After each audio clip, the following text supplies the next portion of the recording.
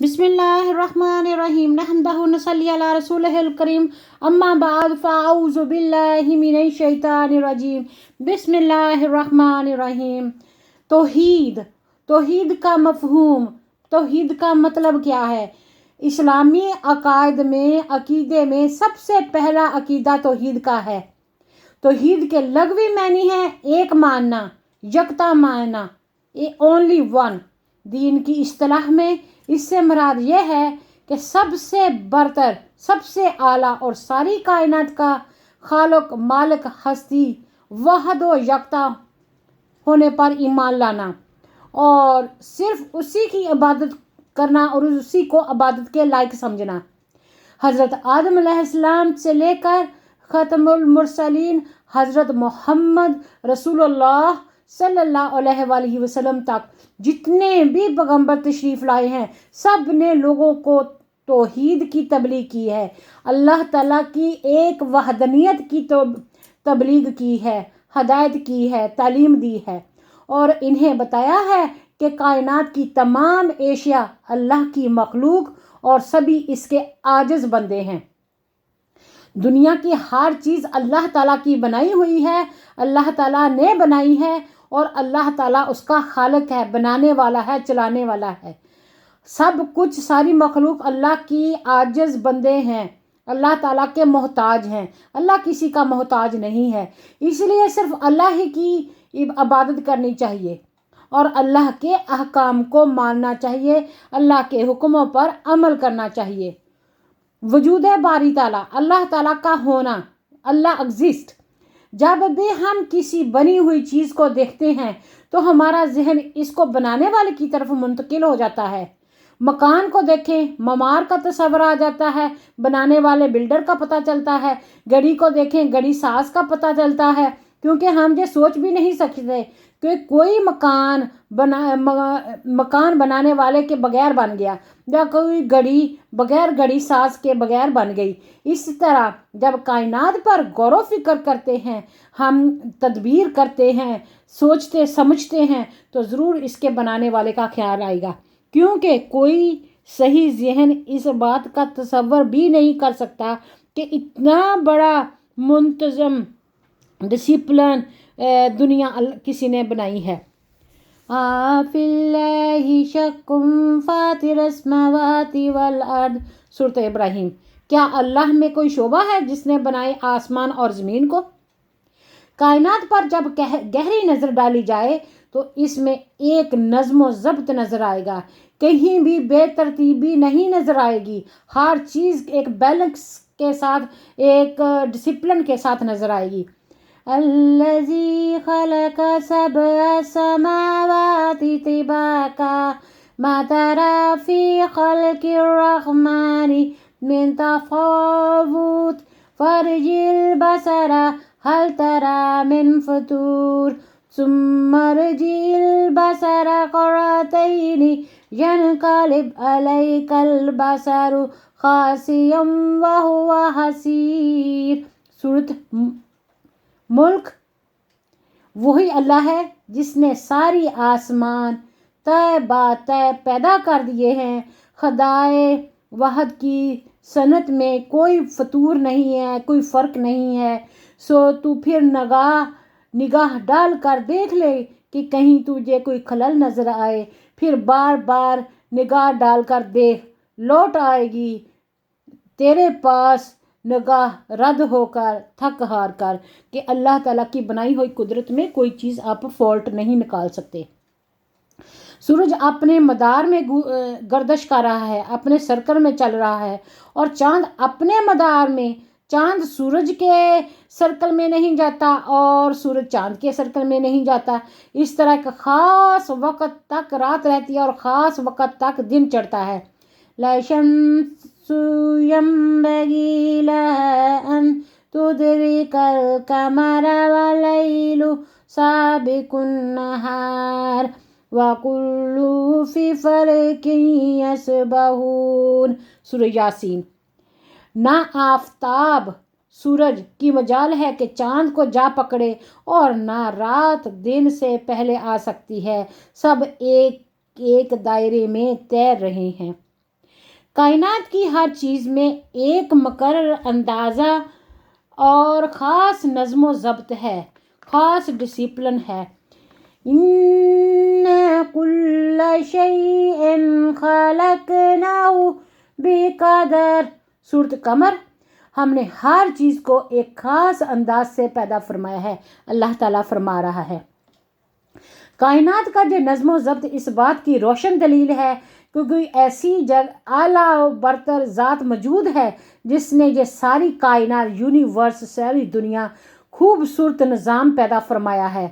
ان فی خلق السماوات والارض واختلاف اللیل والنہار لآیات لأولی الالباب، سورۃ آل عمران۔ بے شک آسمانوں اور زمین کی پیدائش اور رات اور دن کے عدل بدل میں اہل عقل کے لیے بڑی نشانیاں ہیں۔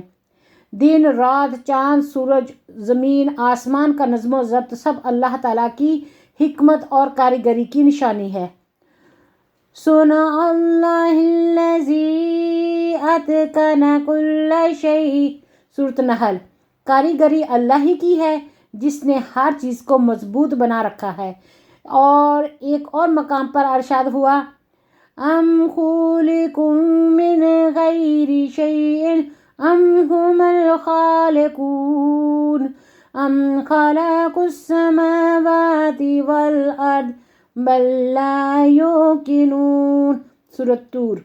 کیا یہ لوگ بغیر کسی کے پیدا ہوئے پیدا ہو گئے ہیں، یا یہ خود بخود خالق ہیں، یا انہوں نے خود کو بنا لیا ہے، یا انہوں نے آسمانوں اور زمین کو پیدا کر لیا ہے؟ اصل میں یہ یقین ہی نہیں رکھتے۔ جس طرح زمین اور آسمان اور ساری کائنات وجود باری تعالیٰ کی گواہی دیتی ہے، اسی طریقے سے انسان کی فطرت کی آواز بھی یہی ہے کہ انسان تاریخ کے مطالعے سے مہذب اور وحشی سے وحشی ہر طرح کی قوموں میں قادر المطلق ذات کا اعتراف کرتا ہے۔ بہترین سے بہترین قوم میں بھی اور وحشی سے وحشی قوموں میں بھی یہ خیال رکھا جاتا ہے کہ یہ پیدا کرنے والا ہے جو ایک ہے اور ساری چیزوں کا بنانے والا ہے جو عبادت کے لائق ہے۔ یہ بات واضح ہو چکی ہے کہ دنیا کے مختلف گوشوں میں بسنے والی وحشی اقوام کی، جن کی فکر ذہنی سطح بہت پسماندہ ہوتی ہے، پست ہوتی ہے، وہ بھی کسی نہ کسی شکل میں اللہ کے وجود کے قائل ہیں۔ اس سے ظاہر ہوتا ہے کہ وجود باری تعالیٰ پر ایمان انسان کی فطرت میں شامل ہے۔ قرآن مجید میں ارشاد ہے، فطرت اللہ التی فطر الناس علیہ، سورۃ روم۔ اللہ تعالیٰ اس فطرت کا اتباع کرو جس پر اس نے انسانوں کو پیدا فرمایا ہے۔ ایک اور جگہ پر ارشاد ہے، فی الارض آیات للموقنین وفی انفسکم افلا تبصرون، سورۃ ذاریات۔ اور زمین میں بہت سی نشانیاں ہیں یقین دلانے والوں کے لیے، اور خود تمہاری ذات بھی، کیا تمہیں دکھائی نہیں دیتا؟ کائنات کو بنانے والی اعلیٰ اور برتر ہستی صرف ایک ہی ہے۔ انسان کی صحیح سوچ اسی نتیجے پر پہنچتی ہے، کیونکہ اگر اس سے زیادہ خطا ہوتے تو ان کے باہمی تصادم ہوتے، لڑائی جھگڑے ہوتے۔ کائنات کا یہ نظام ایک لمحہ کے لیے بھی قائم نہ رہ سکتا۔ لیکن کائنات تو اپنے مربوط و مضبوط اور منظم شکل میں موجود ہے۔ اس بات کی دلیل ہے، ایویڈنس ہے کہ معبود برحق صرف ایک ہی ہے، وہ اللہ ہے۔ قرآن مجید میں ارشاد ہوا، لَوْ كَانَ فِيهَا إِلَٰهَةٌ إِلَٰهٌ لَّهُ لَفَسَدَتَا، سورۃ انبیاء۔ اگر ان دونوں یعنی زمین و آسمانوں میں علاوہ اللہ کے کوئی معبود ہوتا تو ان دونوں میں فساد برپا ہو جاتا۔ ذات و صفات اللہ تعالیٰ کی باری تعالیٰ۔ عقیدہ توحید کی تفصیل یہ ہے کہ اللہ تعالیٰ اس کی ذات میں اور صفات میں اور صفات کے تمام تقاضوں میں بھی یکتا ہے، اکیلا ہے اور اکیلا تسلیم کیا جاتا ہے۔ ذات کی یکتائی کا مفہوم یہ ہے کہ اللہ تعالیٰ کی ذات اور حقیقت میں کوئی دوسرا فرد حصے دار نہیں، لہٰذا نہ اس کا کوئی برابری کر سکتا ہے اور نہ کوئی اللہ تعالیٰ کا باپ ہے، نہ اللہ تعالیٰ کی کوئی اولاد ہے، کیونکہ باپ اور اولاد کی حقیقت ایک ہی ہوتی ہے۔ جب اللہ تعالیٰ کی حقیقت میں کوئی شریک نہیں تو نہ اللہ تعالیٰ کا کوئی بیٹا بیٹی ہے اور نہ اس کا کوئی بیٹا یا بیٹی ہے، نہ اللہ کسی کا بیٹا اور بیٹی ہے، نہ اللہ تعالیٰ کا کوئی بیٹا اور بیٹی ہے۔ اللہ تعالیٰ نے قرآن پاک میں فرمایا ہے سورۃ اخلاص میں قل هو اللہ میں، قل هو اللہ احد اللہ الصمد لم یلد ولم یولد ولم یکن لہ کفوا احد۔ کہہ دیجئے کہ وہ اللہ ایک ہے، اللہ بے نیاز ہے، بے پرواہ ہے، نہ اس کا کوئی اولاد ہے اور نہ وہ کسی کی اولاد ہے اور نہ ہی کوئی اس کے برابر ہے۔ صفات باری تعالیٰ کی یکتائی یعنی ایک ہونے کا مطلب یہ ہے کہ اللہ تعالیٰ ایسی صفات کاملہ کا مکمل صفات کا مالک ہے جو کسی اور فرد میں موجود نہیں۔ وہ اپنے علم، قدرت، ارادے، سننے، دیکھنے، ہر صفت میں اکیلا اور بے مثال ہے۔ صفات کے تقاضوں میں یکتائی کا، ایک ہونے کا مفہوم یہ ہے اللہ تعالیٰ نے ساری کائنات کو پیدا کیا، وہی سب کا مالک اور رازق ہے، سب اس کے محتاج ہیں، وہ سب کو دینے والا ہے، لہٰذا تمام مخلوق پر لازم ہے کہ وہ اپنے خالق و مالک، قدیر، علیم، قدرت رکھنے والے، علم رکھنے والے، پیدا کرنے والے، پالنے والے کی عبادت و بندگی بجا لائیں اور کسی دوسرے کو اس کا شریک نہ بنائیں۔ اللہ کی عبادت میں یا صفات میں کسی کو شریک نہ بنائیں اور اس کے سوا کسی کی عبادت بھی نہ کریں۔ شرک عقیدہ توحید انسان کا سب سے پہلا عقیدہ ہے۔ شرک اس کی تمام اقسام بعد کی پیداوار ہیں۔ دنیا کا پہلا انسان عقیدہ توحید کا قائل تھا۔ پہلے انسان حضرت آدم علیہ السلام تھے جو اللہ تعالیٰ کے پہلے نبی تھے۔ آپ نے اپنی اولاد کو بھی اسی عقیدے کی تعلیم دی، عقیدہ توحید کی تعلیم دی، لیکن جیسے جیسے انسانی آبادی میں اضافہ ہوتا گیا، لوگ ادھر ادھر بکھرنے لگے اور آہستہ آہستہ لوگوں نے سچی تعلیمات کو بلا دیا اور گمراہی کا شکار ہو کر ایک خدائے بزرگ برتر کی بجائے کئی خداؤں کو ماننے لگے۔ اللہ تعالیٰ کے ساتھ انہیں بھی معبود بنا لیا۔ ان لوگوں نے جس چیز کو ہیبت ناک دیکھا، جس چیز سے وہ ڈرتے تھے، خوف زدہ ہوئے، اسے اپنا دیوتا سمجھ لیا، اس کی پوجا پاٹ شروع کر دی، اس کی منت سماعت شروع کر دی۔ اس طرح انہوں نے آگ کا دیوتا، سمندر کا دیوتا، آندھیوں کا دیوتا بنا لیے، گڑھ لیے۔ دوسری طرف جن چیزوں کو وہ بہت نفع بخش پاتے، جس سے فائدہ حاصل کرتے، ان کو بھی پوجنا شروع کر دیا۔ گائے وغیرہ کی پوجا اسی وجہ سے شروع ہوئی۔ ان لوگوں کی ہدایت کے لیے اللہ تعالیٰ نے یک کے بعد دیگرے، ایک کے بعد دوسرا، دوسرے کے بعد تیسرا کئی پیغمبر بھیجے، کم و بیش 1,24,000 نبی پیغمبر بھیجے، ان لوگوں کی ہدایت کے لیے بھیجے، ڈیفرنٹ جگہ پر اور ڈیفرنٹ ٹائم پہ بھیجے، جنہوں نے ان کو توحید کا بھولا ہوا سبق یاد دلایا اور شرک کی مذمت کی۔ قرآن مجید میں شرک کو سب سے بڑا ظلم قرار دیا گیا ہے۔ اللہ تعالیٰ فرماتا ہے ان شرک لظلم عظیم، سورۃ لقمان۔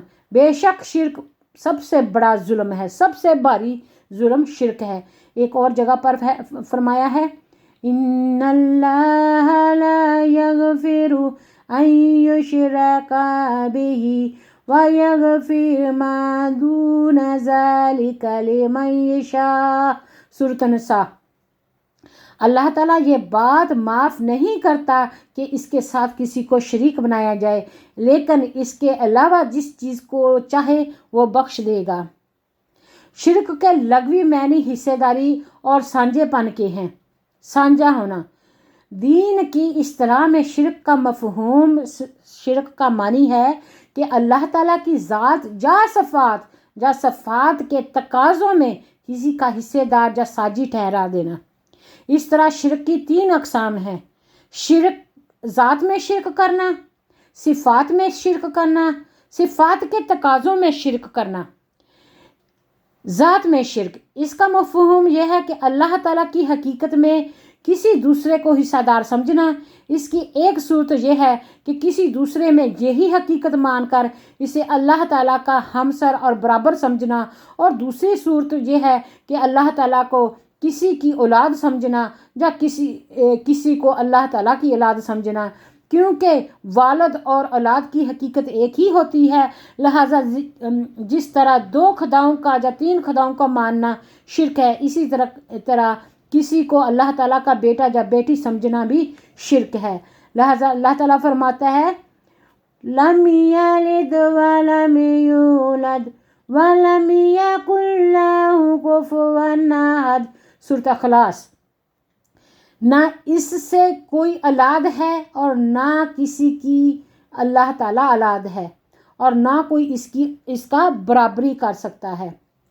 صفات میں شرک، اللہ کی صفات میں شرک۔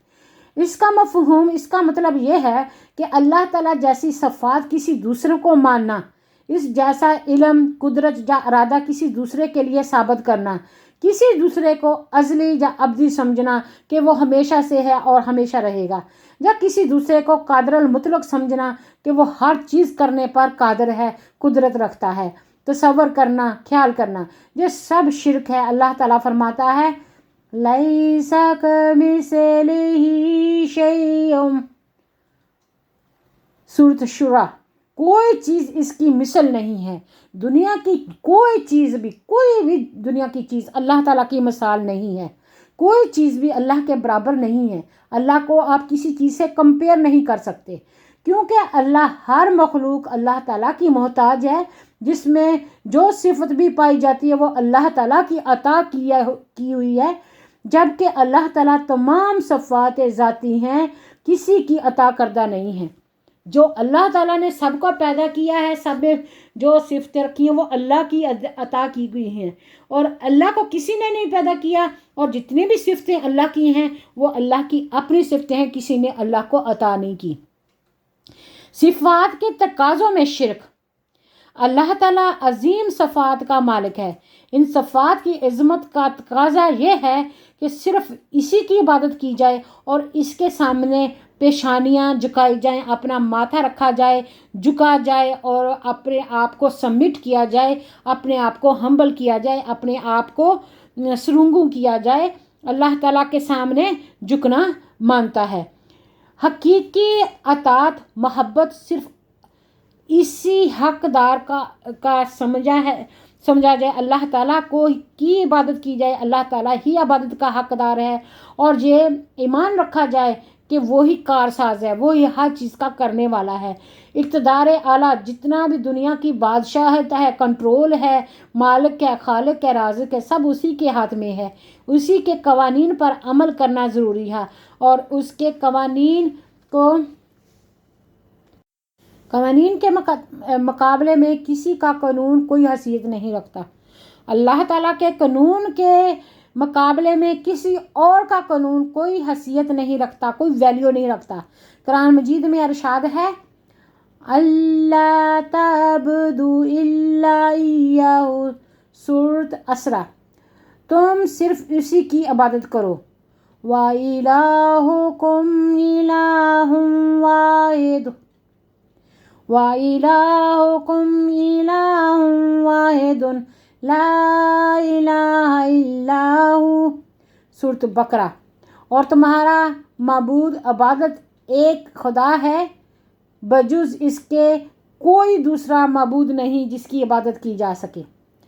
وَمَن لَّمْ يَحْكُم بِمَا أَنزَلَ اللَّهُ فَأُولَٰئِكَ هُمُ الْكَافِرُونَ۔ سورۃ مائدہ۔ اور جو کوئی اللہ کے نازل کیے ہوئے احکام کے مطابق فیصلہ نہ کرے تو یہی لوگ کافر ہیں، یہی لوگ انکاری ہیں جو اللہ کی وحدانیت سے، اللہ کے حکم سے انکار کرتے ہیں۔ ان الحکم الا للہ۔ سورۃ یوسف۔ حکم صرف اللہ کے لیے ہے۔ اللہ تعالیٰ ہی کو معنم حقیقی سمجھا جائے جو نعمتیں عطا فرماتا ہے، اور خلوص دل سے اس کا شکر ادا کیا جائے۔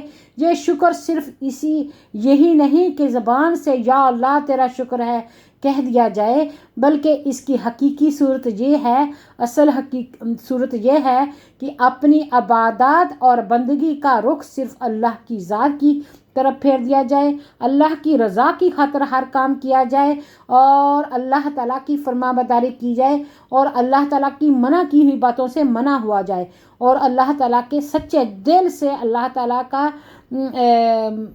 عبادت کی جائے، احترام کیا جائے، جھکا جائے۔ غیر اللہ کی عبادت و بندگی اپنی عملی زندگی میں کوئی شعبہ تک نہ رہنے دیا جائے کہ کسی قسم کا شرک کی آمیزش آپ کی عبادت میں شامل نہ ہو۔ ہمیں یہ خوب خیال رکھنا چاہیے کہ شرک صرف یہی نہیں کہ پتھر یا لکڑی کے بت بنا کر ان کی پوجا کی جائے، بلکہ یہ بھی شرک ہے کہ ہر چھوٹی بڑی حاجت پورا کرنے کے لیے اللہ تعالیٰ کے سوا کسی اور سے لو لگائی جائے۔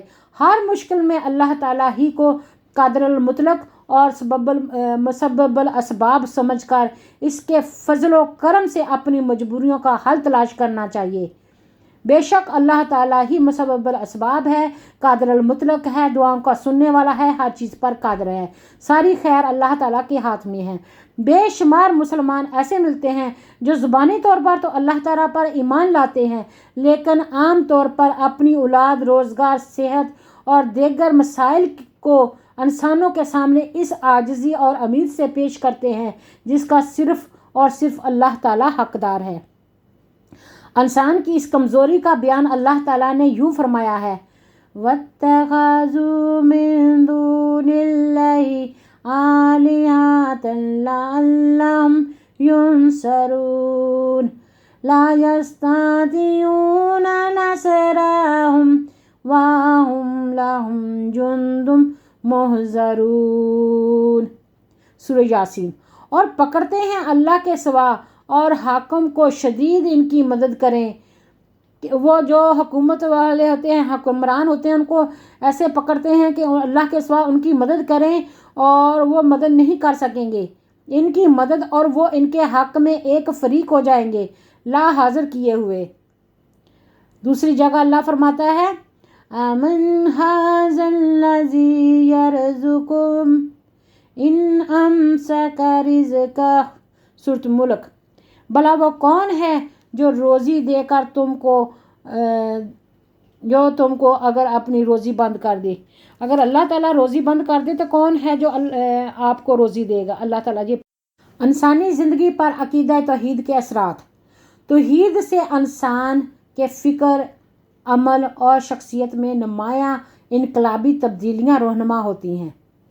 اللہ تعالیٰ کو ایک ماننے سے انسان کا فکر، سوچ بہتر ہوتی ہے، عمل میں بہتری آتی ہے، شخصیت میں بہت کانفیڈنس آتا ہے، بہت نکھار آتا ہے، رسپیکٹ پیدا ہوتی ہے، اور دنیا میں کچھ اچھا کرنے کی خوبیاں پیدا ہوتی ہیں، تبدیلیاں پیدا ہوتی ہیں، جن میں چند ایک ہیں۔ عزت نفس۔ انسان جب ہر ایک کے سامنے جھکتا ہے نا تو پھر وہ اس کی عزت نفس ٹھیس پہنچتی ہے۔ صرف جو انسان اللہ کے سامنے جھکتا ہے، اللہ کو مانتا ہے اور دوسروں سے بے نیاز ہو جاتا ہے تو اس میں ایک کانفیڈنس آتی ہے، عزت نفس پیدا ہوتی ہے۔ عقیدہ توحید انسان کو عزت نفس عطا فرماتا ہے۔ انسان جب یہ یقین کر لیتا ہے کہ اس کا خالق و مالک اللہ ہے، وہی طاقت کا سرچشمہ ہے، وہی قادر المطلق ہے، تو اس عقیدے کی روشنی میں اللہ تعالیٰ انسان کو صرف اللہ تعالیٰ کے سامنے جھکتا ہے اور اسی سے ڈرتا ہے۔ اب اس کی پیشانی انسانوں یا پتھر کی بے جان مورتیوں کے سامنے جھکنے کی ذلت سے محفوظ ہو جاتی ہے۔ یہ ایک سجدہ جس کو تو گراں سمجھتا ہے، 1000 سجدوں سے دیتا ہے آدمی کو نجات۔ انکسار، دوسرا فائدہ کیا ہے توحید کو ماننے کا؟ انکسار، عقیدہ توحید سے تواضع انکسار پیدا ہوتی ہے، عاجزی، ہمبلنس پیدا ہوتا ہے، کیونکہ توحید کا پرستار جو توحید کو ماننے والا ہے وہ اللہ تعالیٰ کے سامنے بے بس ہے۔ اس کے پاس جو کچھ ہے سب اللہ تعالیٰ کا دیا ہوا ہے۔ جو اللہ تعالیٰ کو دینے پر قادر ہے وہ چھین لینے پر بھی قادر ہے، لہٰذا بندے کے لیے تکبر، غرور کی کوئی گنجائش نہیں رہتی۔ اسے تواضع اور انکساری زیب دیتی ہے، اس لیے وہ اللہ تعالیٰ کے سامنے جھکتا ہے، اللہ کے سامنے سرب سجدہ ہوتا ہے۔ وسط نظر، وسط نظر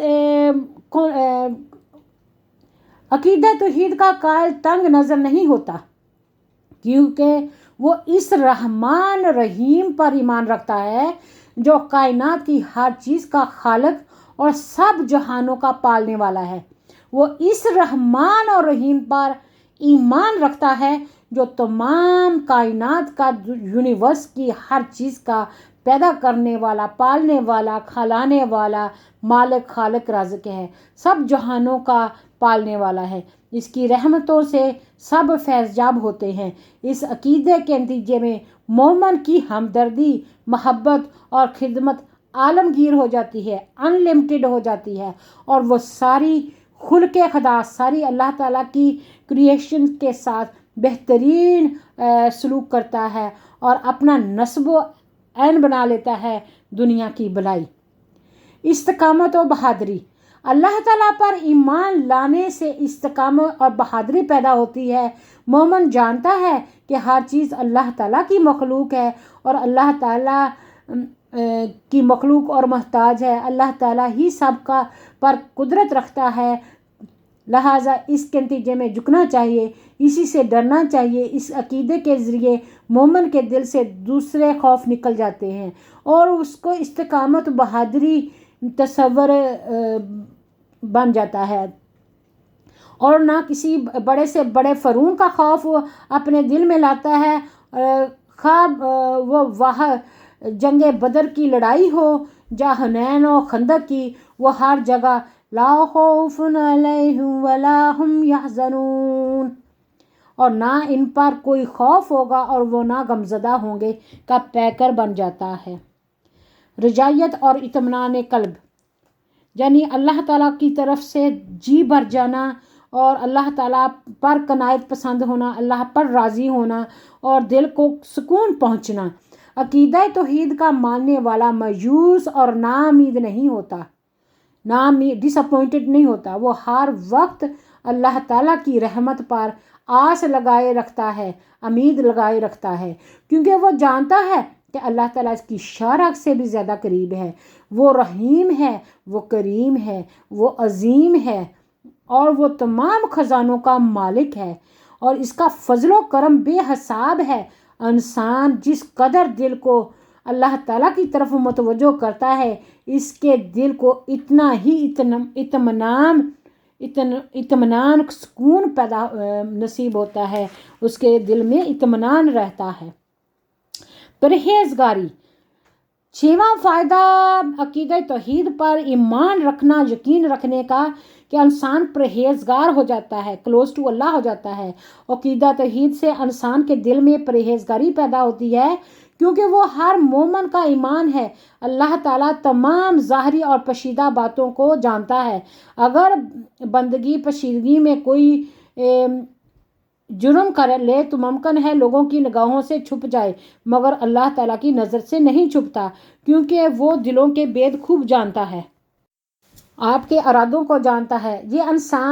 یہ ایمان انسان میں جو جذبہ پیدا کرتا ہے کہ وہ خلوت میں اور جلوت میں، اکیلے میں اور لوگوں میں کہیں بھی گناہ کا ارتکاب نہ کرے، گناہ نہ کرے، اور ہمیشہ نیک اعمال بجا لائے، کیونکہ معاشرے میں اس وقت صحیح معنوں میں انسانی معاشرہ بن سکتا ہے جب لوگوں کے اعمال درست ہوں۔ توحید پر ایمان عمل صالح کی بنیاد فراہم کرتا ہے۔